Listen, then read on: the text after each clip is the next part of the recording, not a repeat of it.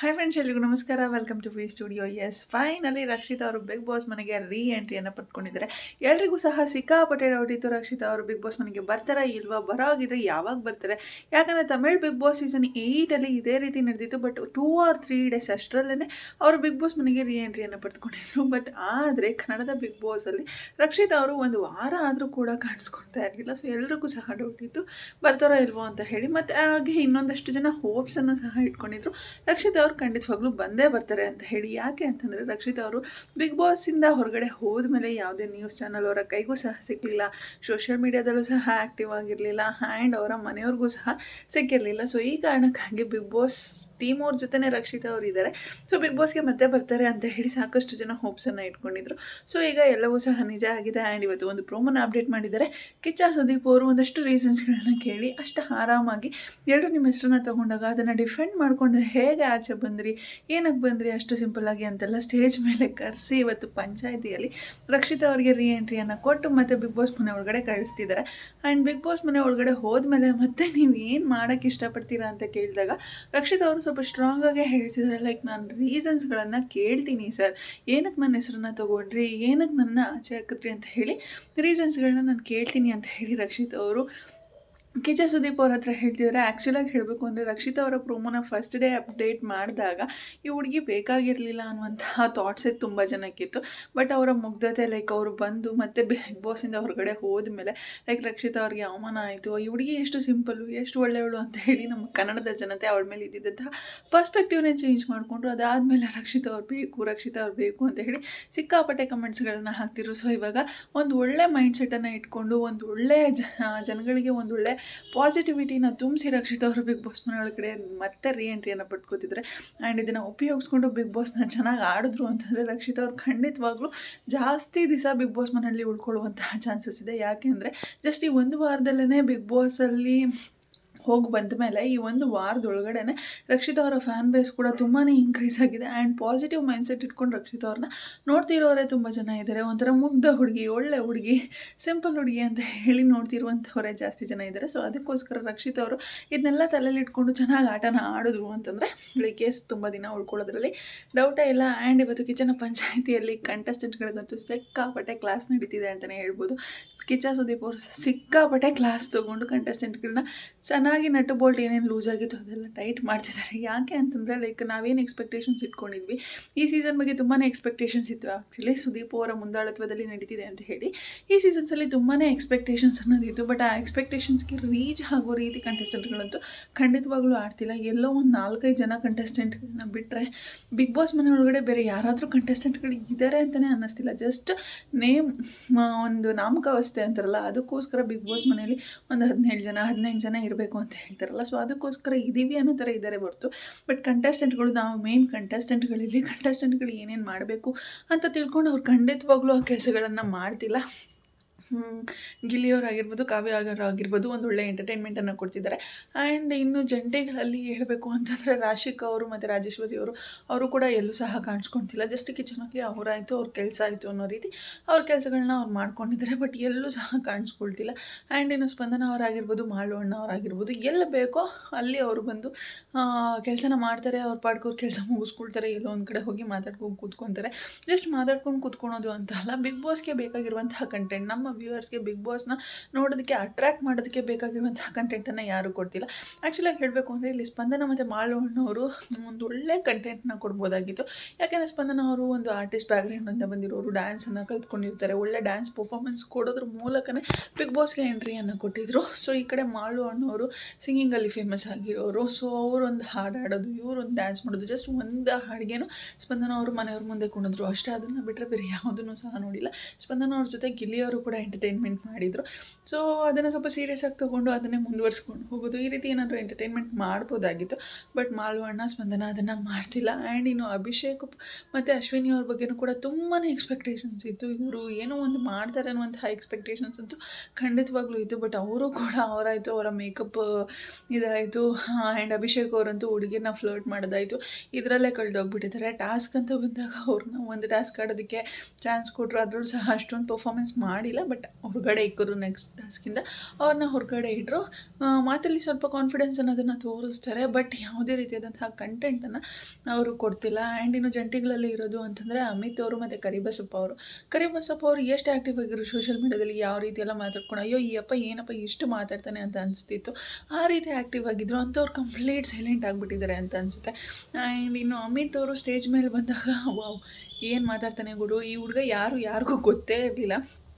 RJ ಅಂತೆ like ಏನೇನೋ ಒಂಥರ ಫ್ಲರ್ಟು ಗೀಟು ಅಂತೆಲ್ಲ ಏನೇನೋ ಮಾತಾಡ್ತಿದ್ದ ಹುಡುಗ ಸ್ಟೇಜ್ ಮೇಲೆ. ಬಟ್ ಎಸ್, ಇಂತಹ ಒಂದು ಮಸಾಲೆ ಹಾಕುವಂತಹ ಕಂಟೆಸ್ಟೆಂಟ್ ಬಿಗ್ ಬಾಸ್ ಮನೆಗೆ ಬೇಕು ಅಂತ ಖಂಡಿತವಾಗ್ಲೂ ಅನಿಸಿತು. ಬಟ್ ಅಮಿತ್ ಅವರು ಕೂಡ ಸಿಕ್ಕಾಪಟ್ಟೆ ಸೈಲೆಂಟ್ ಆಗಿದ್ದಾರೆ ಅಂತಲೇ ಹೇಳ್ಬೋದು. ಅವರು ಕೂಡ ಅವ್ರು ಏನು ಮಾಡ್ತಿದ್ದಾರೆ, ಎಲ್ಲಿದ್ದಾರೆ, ಎಲ್ಲಿಯೂ ಸಹ ಕಾಣಿಸ್ಕೊಳ್ತಿಲ್ಲ. ಕೆಲವೊಂದು ಸತಿ ಜಿಮ್ ಏರಿಯಾ ಹತ್ರ ಕಾಣಿಸ್ಕೊಳ್ತಾರೆ ಅಷ್ಟೇ, ಅಷ್ಟನ್ನು ಬಿಟ್ಟರೆ ಬೇರೆ ಎಲ್ಲೂ ಸಹ ಅವರು ಕಾಣಿಸ್ಕೊಳ್ತಿಲ್ಲ ಅಮಿತ್ ಅವರು, ಕರಿಬಸಯ್ಯ ಅವರು. ಆ್ಯಂಡ್ ಎಸ್, ಜಂಟಿಗಳಲ್ಲಿ ತುಂಬ ಚೆನ್ನಾಗಿ ಕಾಣಿಸ್ಕೊಳ್ತಿರೋದು, ನಮಗೆ ಬೇಕು ಅನ್ನುವಂಥ ಕಂಟೆಂಟ್ ಮಸಾಲೆನ ಕೊಟ್ಕೊಂಡು ಕಾಣಿಸ್ಕೊಳ್ತಿರೋದು ಅಂದರೆ ಅಲ್ಲಿ ಗಿಲ್ಲಿ ಒಬ್ಬರೇ. ಗಿಲ್ಲಿ ಜೊತೆ ಕಾವ್ಯ ಅವರು ಕೂಡ ಒಂದು ಸ್ವಲ್ಪ ಅದಕ್ಕೆ ಸಾಲ್ಟ್ ಆ್ಯಂಡ್ ಪೆಪ್ಪರ್ ಆ್ಯಡ್ ಮಾಡ್ದಂಗೆ ಗಿಳಿಯವ್ರ ಜೊತೆ ಇರೋದ್ರಿಂದ ಕಾಣಿಸ್ಕೊಳ್ತಿದ್ದಾರೆ ಅಂತ ಅನಿಸುತ್ತೆ. ಅದನ್ನು ಬಿಟ್ಟರೆ ಅವರು ಕೂಡ ತುಂಬಾ ಸೈಲೆಂಟ್ ಅನ್ನೋ ಥರನೇ ಇದ್ದಾರೆ.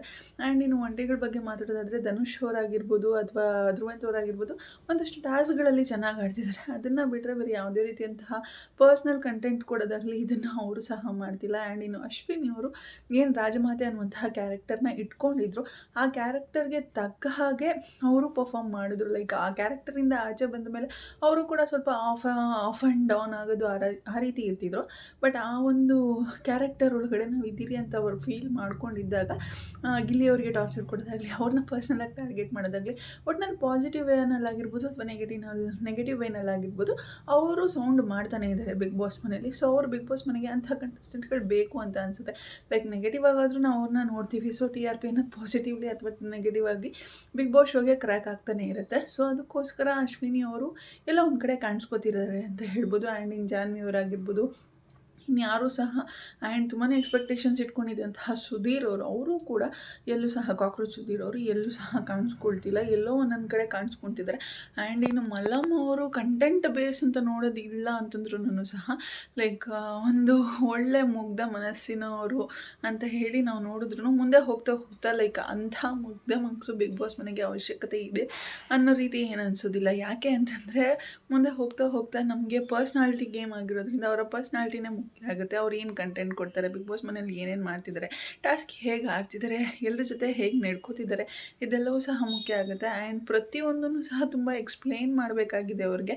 ಸೊ ಯಾವುದು ಸಹ ಬಿಗ್ ಬಾಸ್ ಆಟನೇ ಅವ್ರಿಗೆ ಅರ್ಥ ಆಗ್ತಿಲ್ಲ ಅನ್ನೋದು ನನ್ನ ಅಭಿಪ್ರಾಯ. ಸೊ ಅದಕ್ಕೋಸ್ಕರ ಮಲ್ಲಮ್ಮ ಅವರು ಬಿಗ್ ಬಾಸ್ ಮನೆಗೆ ಅವಶ್ಯಕತೆ ಇರುವಂಥ ಕಂಟೆಸ್ಟೆಂಟ್ ಅಲ್ಲ ಅಂತ ಅನಿಸುತ್ತೆ. ಸೊ ಅದಕ್ಕೆ ಸುದೀಪ್ ಅವರು ಇವತ್ತು ಸ್ಟೇಜ್ ಮೇಲೆ ನಿಂತ್ಕೊಂಡು ಒಂದು ಎಚ್ಚರಿಕೆನ ಕೊಟ್ಟಿದ್ದಾರೆ. ನಿಮ್ಮಲ್ಲಿರುವಂಥ ಒಂದು 50% ಕಂಟೆಸ್ಟೆಂಟ್ನ ಸ್ವ್ಯಾಪ್ ಮಾಡುವಂತಹ ಚಾನ್ಸಸ್ ಕೂಡ ನಮಗಿದೆ. ಆಲ್ರೆಡಿ ಕಂಟೆಸ್ಟೆಂಟ್ ರೆಡಿ ಆಗಿದ್ದಾರೆ ಅನ್ನುವಂತಹ ಬಾಂಬನ್ನು ಹಾಕಿದ್ದಾರೆ. ಹೇಳಬೇಕು ಅಂದರೆ ನಿಜ ಆ ಕೆಲಸ ಮಾಡಿದ್ರೆ ತುಂಬಾ ಒಳ್ಳೆಯದು. ಯಾಕೆಂದರೆ ಈ ಬಾರಿ ಬಿಗ್ ಬಾಸ್ಗೆ ಬಂದಿರುವಂತಹ ಕಂಟೆಸ್ಟೆಂಟ್ಗಳು ಯಾರೂ ಸಹ ಅಷ್ಟೊಂದು ಜನಗಳಿಗೆ ಕನೆಕ್ಟ್ ಆಗೋ ರೀತಿ ಇಲ್ಲ. ಯಾವಾಗಲೂ ಸೀಸನಲ್ಲಿ ಹೇಗಿರ್ತಿತ್ತು ಅಂದರೆ ಒಂದಷ್ಟು ಜನ ಬಿಗ್ ಬಾಸ್ ಮನೆಗೆ ಬಂದಿದ್ದಾರೆ ಅಂದರೆ ಅಟ್ಲೀಸ್ಟ್ ಒಂದು 50 to 60% ಜನ ಎಲ್ಲ ಒಂಥರ ಜನಗಳಿಗೆ ಕನೆಕ್ಟ್ ಆಗಿರೋರು, ತುಂಬಾ ಫ್ಯಾನ್ ಬೇಸ್ ಇರೋಂಥವ್ರು, ಅಂಥವರೇ ತುಂಬ ಜನ ಬರ್ತಿದ್ದಿದ್ದು. ಅಂಥವ್ರು ತುಂಬ ಜನ ಬಂದಾಗ ನಮಗೆ ಕನೆಕ್ಟ್ ಆಗೋದಕ್ಕೆ ತುಂಬ ಈಸಿ ಆಗ್ತಿತ್ತು. ಬಟ್ ಈ ಬಾರಿ ಆ ಥರ ಲೈಕ್ ಮುಖಗಳೇ ಎಷ್ಟೊಂದು ಜನದ್ದು ಪರಿಚಯ ಇಲ್ಲ ಅಂತ ಹೇಳ್ಬೋದು. ಅಂಥ ಕಂಟೆಸ್ಟೆಂಟ್ನ ಕರ್ಕೊಂಡೋಗಿ ಕೂರಿಸಿದ್ದಾರೆ. ಆ್ಯಂಡ್ ಟಾಸ್ಕ್ ಆಡೋದು ಅಷ್ಟೇ, ಏನು ಯೋಚನೆ ಮಾಡಲ್ಲ. ಲೈಕ್ ಅವ್ರ ಪಾಡಿಗೆ ಅವ್ರಿಗೆ ಹೇಗೆ ಬೇಕೋ ಅವ್ರು ಆಡ್ಕೊಂಡಿದ್ದಾರೆ. ಲೈಕ್ ಒಂದು ರೂಲ್ಸನ್ನು ಫಾಲೋ ಮಾಡ್ಕೊಂಡು ಹೇಗೆ ಆಡಬೇಕೋ ಆ ರೀತಿ ಆಡ್ತಿಲ್ಲ. ಎಸ್, ಫಸ್ಟ್ ಟಾಸ್ಕ್ ಕನ್ಫ್ಯೂಸ್ ಆಗುತ್ತೆ, ಸೆಕೆಂಡ್ ಟಾಸ್ಕ್ ಕನ್ಫ್ಯೂಸ್ ಆಗುತ್ತೆ. ಬಟ್ ಪ್ರತಿ ಬಾರಿ ಇದನ್ನೇ ಮಾಡ್ತಿದ್ದಾರೆ. ಲೈಕ್ ಯಾವುದೋ ಒಂದು ಟಾಸ್ಕಲ್ಲಿ ಒಂಟಿ ಟೀಮ್ ಅವ್ರದ್ದು ಏನೋ ಒಂದು ಫೌಲ್ ಆಯಿತು ಅಂತಂದರೆ ಅಲ್ಲಿ ಜಂಟಿ ಟೀಮ್ ಅವರು ಆಟನೇ ಸ್ಟಾಪ್ ಮಾಡಿ ಇಬ್ಬರಿಗೂ ಸಹ ಫೌಲ್ ಕೊಡ್ತಾರೆ. ಲೈಕ್ ಇದೆಲ್ಲ ಯಾವ ನ್ಯಾಯ? ಆ್ಯಂಡ್ ಇನ್ನು ಧನುಷ್ ಅವರು ಯಾರಿಗೂ ಸಹ ರೂಲ್ಸ್ ಗೊತ್ತಿರಲಿಲ್ಲ. ಕ್ಯಾಪ್ಟನ್ಸಿ ಅಲ್ಲ ಅದು, ಲೈಕ್ ಫಿನಾಲೆ ಕಂಟೆಸ್ಟೆಂಟ್ ಆಗೋದಕ್ಕೆ ಒಂದು ಟಾಸ್ಕನ್ನು ಕೊಟ್ಟರು. ಆ ಟಾಸ್ಕಲ್ಲಿ ಧನುಷ್ ಅವ್ರಿಗೆ ಅವಮಾನ ಆಯಿತು ಆ್ಯಂಡ್ ಅವ್ರಿಗೆ ಮೋಸ ಆಯಿತು ಅಂತಲೂ ಹೇಳ್ಬೋದು. ಎಲ್ಲ ಕಂಟೆಸ್ಟೆಂಟು ಲೈಕ್ ಅಲ್ಲಿ ಆಡಿದಂತಹ ಚಂದ್ರಪ್ರಭಾ ಅವರು, ಸತೀಶ್ ಅವರಾಗಿರ್ಬೋದು ಅಥವಾ ಮಲ್ಲಮ್ಮ ಅವರಾಗಿರ್ಬೋದು, ಸುದಿ ಅವರಾಗಿರ್ಬೋದು, ಎಲ್ಲರೂ ಸಹ ಅಲ್ಲಿ ಧನುಷ್ ಅವರ ವಿರುದ್ಧನೇ ನಿಂತ್ಕೊಂಡ್ಬಿಟ್ರು. ಯಾರಿಗೂ ಸಹ ರೂಲ್ಸ್ ಅನ್ನೋದು ಗೊತ್ತಿರಲಿಲ್ಲ. ಉಸ್ತುವಾರಿಗಳಿಗಾಗಿರ್ಬೋದು ಅಥವಾ ಉಸ್ತುವಾರಿಗಳಿಗಾಗಿರ್ಬೋದು ಅಥವಾ ಆಟ ಆಡ್ತಿರೋರ್ಗಾಗಿರ್ಬೋದು ಯಾರಿಗೂ ಸಹ ಒಂದು ರೂಲ್ಸ್ ಅನ್ನೋದು ಗೊತ್ತಿರಲಿಲ್ಲ ಅಲ್ಲಿ. ಬಟ್ ಎಲ್ಲರೂ ಸಹ ಧನುಷ್ ಅವ್ರನ್ನ ಒಂದು ಗೇಮಿಂದ ಆಚೆ ಹಾಕ್ಬಿಟ್ರೆ ನಮಗೆ ಗೆಲ್ಲುವಂತಹ ಚಾನ್ಸಸ್, ನೆಕ್ಸ್ಟ್ ಆಪರ್ಚುನಿಟಿ ಕೊಟ್ಟರೆ ನಮ್ಗೆ ಗೆಲ್ಲುವಂತಹ ಚಾನ್ಸಸ್ ತುಂಬ ಇರುತ್ತೆ ಅನ್ನೋವಂಥ ಒಂದೇ ಒಂದು ಕಾರಣಕ್ಕಾಗಿ ಅಲ್ಲಿ ಧನುಷ್ ಅವ್ರನ್ನ ಆಚೆ ಹಾಕೋದಕ್ಕೆ ಟ್ರೈ ಮಾಡಿದ್ರು. ಬಟ್ ಧನುಷ್ ಅವ್ರಿಗೆ ಇದರಲ್ಲಿ ಖಂಡಿತವಾಗ್ಲೂ ಮೋಸ ಆಯಿತು ಅಂತಲೇ ಹೇಳ್ಬೋದು. ಈ ವಾರ ಅವ್ರು ಖಂಡಿತವಾಗ್ಲೂ ಫಿನಾಲೆಗೆ ಹೋಗ್ತಿದ್ರು. ಇನ್ನೊಂದು ಚಾನ್ಸನ್ನು ಕೊಟ್ಟಿದ್ದಿದ್ರೆ ಎಲ್ಲರೂ ಸಹ ಒಪ್ಕೊಂಡು ಇನ್ನೊಂದು ಚಾನ್ಸ್ನ ತೊಗೊಂಡು ಆಡ್ಬೋದಾಗಿತ್ತು. ಬಟ್ ಆ ಚಾನ್ಸ್ನ ಯಾರೂ ಸಹ ಒಪ್ಕೊಂಡಿಲ್ಲ. ಆ್ಯಂಡ್ ಬಿಗ್ ಬಾಸ್ ಫೈನಲ್ ಆಗಿ ಆ ಟಾಸ್ಕನ್ನು ರದ್ದು ಮಾಡಿದ್ರು. ಆ್ಯಂಡ್ ಈ ವಾರ ಯಾರೂ ಸಹ ಫೈನಲ್ಗೆ ಹೋಗ್ತಿಲ್ಲ ಅಂತ ಹೇಳಿದ್ರು. ಆ್ಯಂಡ್ ಇದ್ರ ಬಗ್ಗೆ ಕೂಡ ಸುದೀಪ್ ಅವರು ಸ್ಟೇಜ್ ಮೇಲೆ ನಿಂತ್ಕೊಂಡು ಮಾತಾಡಿದ್ದಾರೆ. ಲೈಕ್ ಟಾಸ್ಕ್ ಆಡಬೇಕು ಅಂತಂದರೆ ಒಂದು ಸ್ಟ್ರಾಟಜಿನ ಯೂಸ್ ಮಾಡಬೇಕು, ಕುತ್ಕೊಂಡಿರೋ ಜೊತೆ ಮಾತಾಡಬೇಕು, ಇದನ್ನು ಯಾರಾದರೂ ಮಾಡಿದ್ದೀರಾ ಅಂತ ಕೇಳ್ತಿದ್ದಾರೆ. ಅವರಲ್ಲಿ ಯಾರ ಹತ್ರನೂ ಉತ್ತರನೇ ಇಲ್ಲ ಅಂತ ಹೇಳ್ಬೋದು. ಸೊ ಅದಕ್ಕೋಸ್ಕರನೇ ಒಂದು ಬಾಂಬನ್ನು ಹಾಕಿದ್ದಾರೆ. ಲೈಕ್ ನಮಗೆ ಬೇಕಾದಂತಹ ಮಸಾಲೆ ಖಂಡಿತವಾಗ್ಲೂ ಸಿಗ್ತಿಲ್ಲ.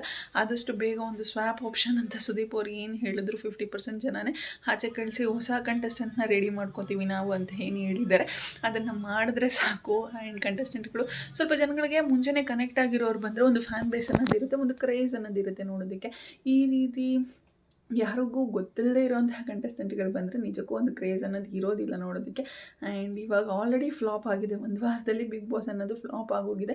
ಮುಂದೆ ಬರ್ತಾ ಬರ್ತಾ ಬರ್ತಾ ಆದರೂ ಬಿಗ್ ಬಾಸ್ ಹಿಟ್ ಆಗಬೇಕು ಅಂತಂದರೆ ಇವತ್ತು ಬಿಗ್ ಬಾಸ್ ನಮ್ಮ ಕಿಚ್ಚ ಸುದೀಪ್ ಅವ್ರು ಕೊಡುವಂತಹ ಪಾಯಿಂಟ್ಸ್ಗಳನ್ನೆಲ್ಲ ತಲೆಯಲ್ಲಿ ಇಟ್ಕೊಂಡು ಕಂಟೆಸ್ಟೆಂಟು ಸ್ವಲ್ಪ ಲೂಸ್ ಆಗಿರುವಂತಹ ನಟ್ಟು ಬೋಲ್ಟ್ಗಳನ್ನೆಲ್ಲ ಟೈಟ್ ಮಾಡ್ಕೊಂಡು ಇನ್ನು ಮುಂದೆ ಆಡಬೇಕಾಗುತ್ತೆ ಅಷ್ಟೇ. ಆ್ಯಂಡ್ ಸುದೀಪ್ ಅವರು ಅಶ್ವಿನಿ ಅವ್ರಿಗೆ ಯಾವ ರೀತಿ ಟಾಂಗ್ ಕೊಡ್ತಾರೆ ಅನ್ನೋದು ನೋಡಬೇಕಾಗಿದೆ. ಯಾಕಂದರೆ ತುಂಬಾ ರಾಜಮಾತೆ ಅನ್ನುವಂತಹ ಕ್ಯಾರೆಕ್ಟರಲ್ಲಿ ತುಂಬಾ ಇನ್ವಾಲ್ವ್ ಆಗಾಡಿದ್ರು. ಸೊ ಅದಕ್ಕೆ ಅವ್ರಿಗೆ ಹೊರಗಡೆ ಸಿಕ್ಕಂತಹ ಒಂದು ವೈಬ್ ಹೇಗಿದೆ ಅಂದರೆ ಕಂಪ್ಲೀಟ್ ನೆಗೆಟಿವ್ ವೈಬ್ ಸಿಕ್ಕಿದೆ.